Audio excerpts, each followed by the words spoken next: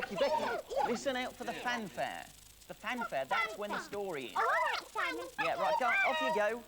Oh, dear me. I don't know where you get the patience from. Well, neither do I. I have to go and see my doctor about that one. Anyway, Baz, quiet for a moment because I can feel points to be won here. Sam, out you come for a forfeit. Come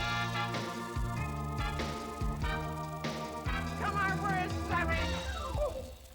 Have I got something scrumptious? She always says this and she's always lying. Oh, my goodness. You've got these lovely pickled onions and peanut butter. Yummy, yum, yum, yum. Do you like peanut butter, Cherub?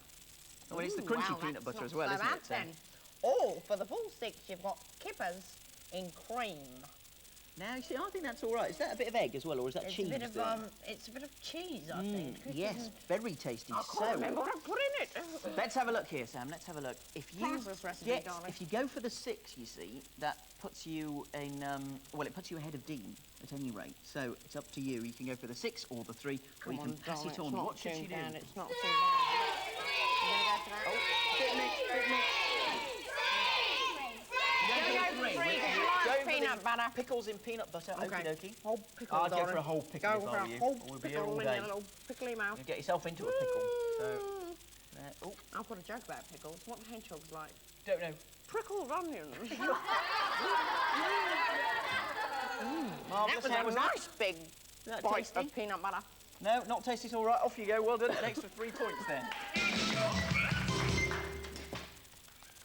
OK, so those 3 points push you a little bit further into the game, but still, unfortunately, trailing at the moment. But worry not, because there's plenty more points to be got in this next round. But watch and listen carefully to this film. It's taking us back to school. Now, class, geography. I want to show you how to draw the shapes of the mountains. Now, what are these mountains made of? Rocks, miss. No, look at the tops. It's, miss. It's what, Ulrich? It's makes the mountains, miss. It's... Yes, the tops of the mountains have summits, don't they? Yeah. So, if some its are the tops, then the whole mountain must be made of its as well. No, stupid boy. What letter is it? Victor? That is correct. Well done, Victor. M's makes the mountains. Now, what letter does a river valley look like? An S, miss. An S? Yeah, a river beagles and waggles like an S, miss. No, try again. A sea, miss. The river goes into the sea. No. Victor, do you know? The other two don't. Would it be 2, miss? No, what shape it is? Would it be a V, miss? A V for victory. And V for valley. Ah, now, what other sort of valley is there? Lilies of the valley, miss. No, Malena. It's a glacial valley. Now, do you know what that is? Cold, miss. Yes, it is cold, but what letter is it? I, miss. I? A glacier is full of ice, miss. No! What shape it is? Come on, answer! Who? You. Well done, Victor! That is correct. You makes the glacial valley. And you, Ulrich, you are useless. You will write out the letter U 100 times. That will make me go to sleep, miss. Why is that? Counting sheep makes me go to sleep, counting so many U's. Would it be Z, miss? What is that, Victor? Then Ulrich goes to sleep. He will go.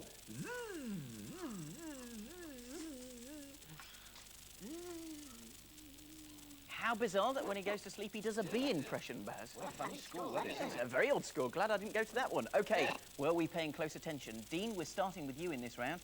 Question for you. What letter drew the mountains? M. Is right, so 2 points there. And do write these letters down for the word at the end. OK, Fee now. What letter was a glacial valley? U. U is right. Well done, so 2 points there. Frank now. What are at the tops of mountains? Snow. You do often find snow, but not in this case, unfortunately. So you lose one of your Bink lives. And we offer that question to Sam. Sam, what are at the tops of mountains?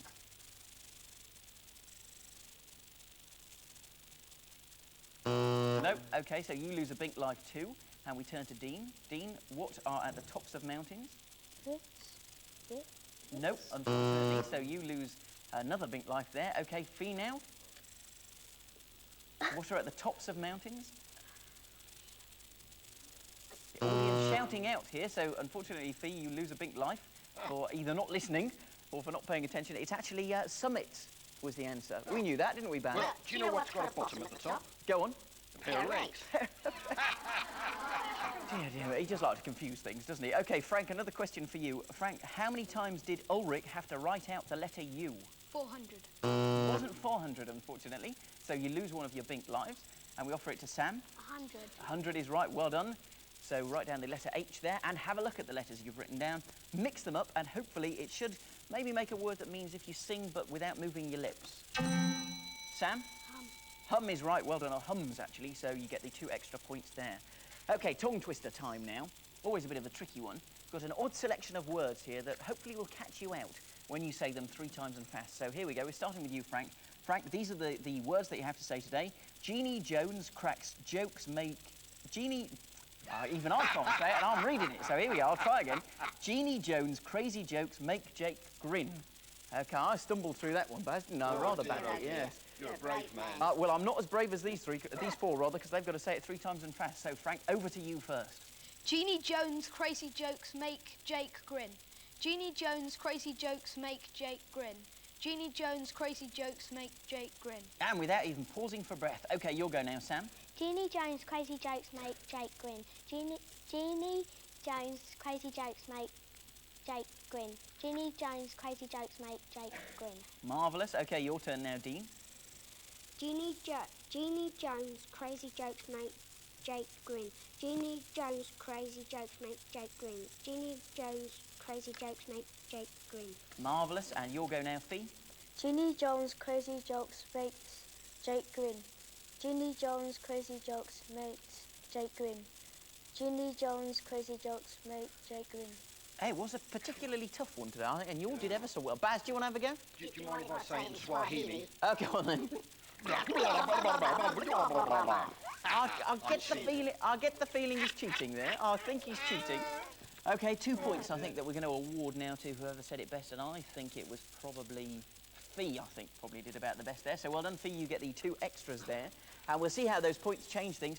Not an awful lot, unfortunately. Trailing at the moment is Dean with 54. Next is Sam with 55. Frank has 57. Fee well and truly out in the lead with 68.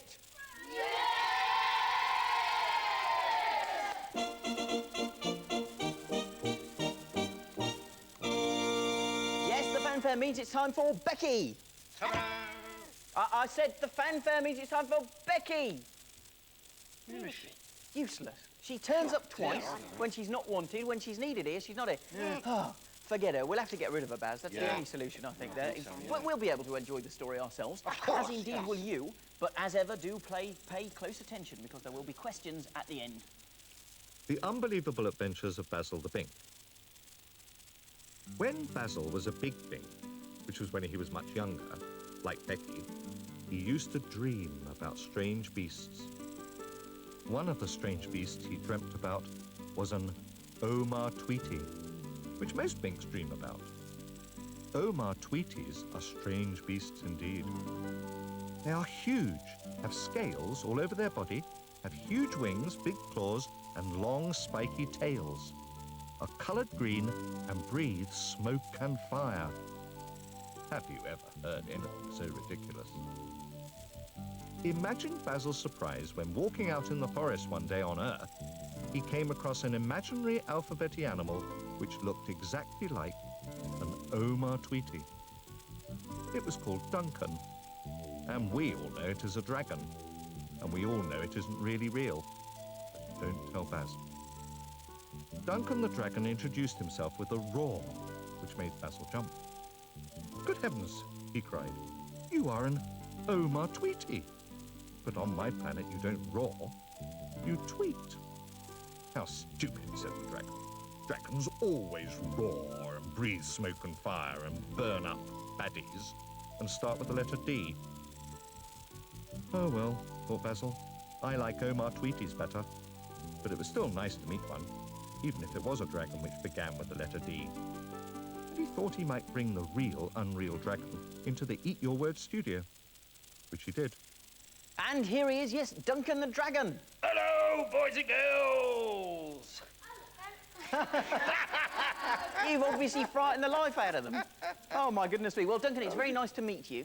It's very nice to meet you. I'd love to sit and chat to you, but time's dragging on, so I'd better get on with the game here. OK, hopefully you were paying close attention to Basil's story for this week. And we're starting with you, Frank, here. Frank, question for you. What is the dragon's name? Duncan. Is right, well done. So 2 points there, and do write down the first letters of these answers for the word at the end. Sam, now, what was Basil's imaginary beast called? We called it a dragon, but he called it something else. Nope, so you lose a bink life, and we turn to Dean. Dean, what was Basil's imaginary beast called? Oma Twiggies. Oma Tweety. You were just about there, I think, so well done. 2 points to you there. Fee, now, is a dragon real or unreal? Oh, my goodness me. Well, we'll just see, out of interest. It won't affect the scores, because you're in the lead at the moment, but is a dragon real or unreal, Fee? Real.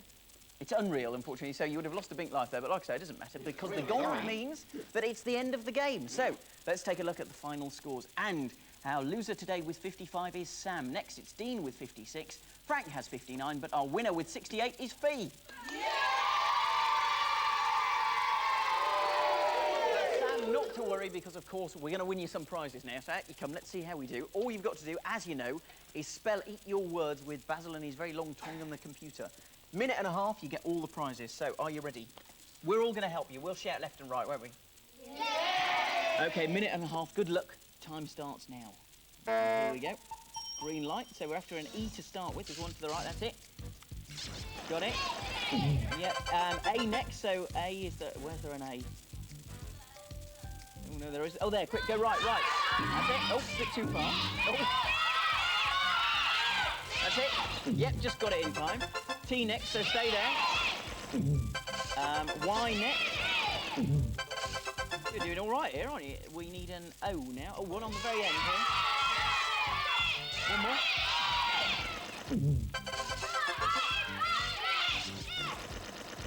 Oh, no, we went for the S early.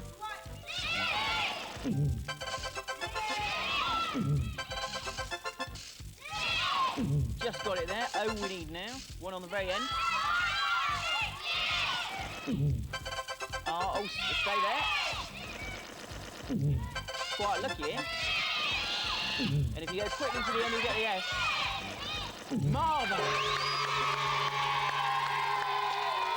Sam, well done. Well done, brilliantly. You only used about 3/4 of your time there. So, Sadie, what's she won? Well done, Sam. Oh, well, for getting each, you get an encyclopedia and a dictionary for your school. For getting your, you get 2 fantastic little games for yourself. For getting words, you get to save 8 encyclopedias for yourself. And for getting the S on the end of words, you get an alarm clock so you can wake up, watch Eat Your Words every Saturday morning. Marvellous. So you won't be here in the studio next week, but you will be watching from home, won't you? Marvellous. Give her a round of applause.